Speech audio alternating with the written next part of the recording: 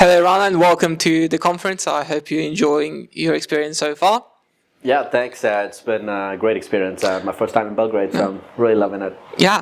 So could you tell me the difference between cognitive AI and the more traditional AI models that we've been seeing recently? Yeah, I mean, to think of cognitive AI is essentially a model that mimics the human thought process, and it's different from traditional AI from a perspective that it's adaptable and it's self-learning.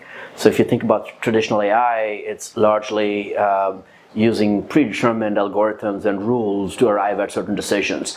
And conversely, in a cognitive AI model, it's a self-learning adaptive model which is able to not only understand but just reason and learn from lots of unstructured data. So it's able to then make these very complex and intelligent decisions that are typically not possible in a traditional AI model, and it uses various techniques that are available to traditional AI, such as data mining, pattern recognition, and natural language processing.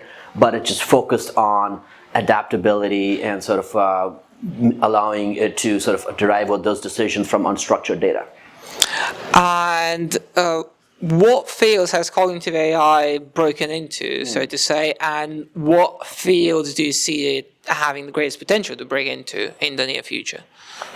Yeah, so I mean, cognitive AI is really tapping into the system's one thinking in the human brain, which is intuitive and sort of effortless and sort of comes from sort of the gut piece of it, which is really how most of the human brain functions.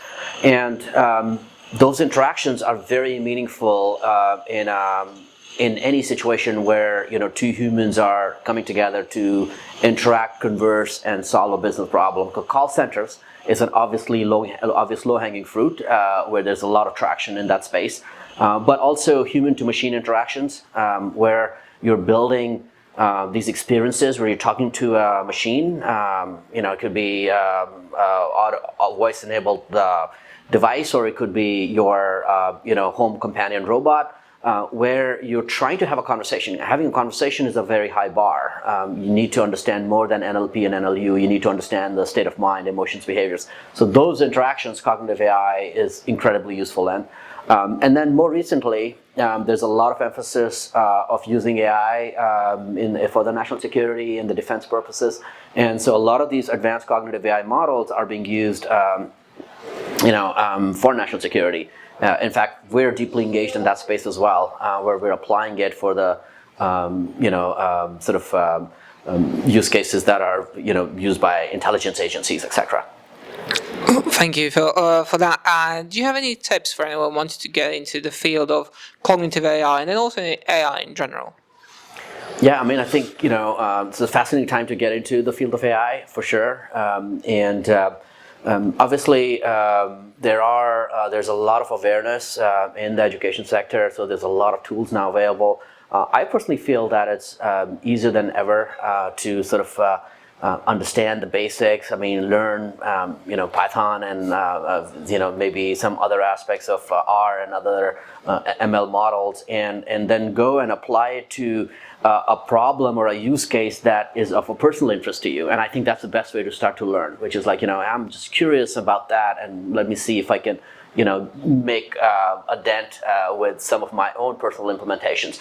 And once you understand the basics, I mean, there's a lot of companies doing really incredible work. Find a place where there's research happening or problem solving happening that's close to your heart, and go at it. I mean, it's incredibly fun and very, very satisfying when you kind of start to see it come together. Yeah. Thank you for your insights, and I do hope you enjoy the rest of the conference. And thank you for attending. Thank you.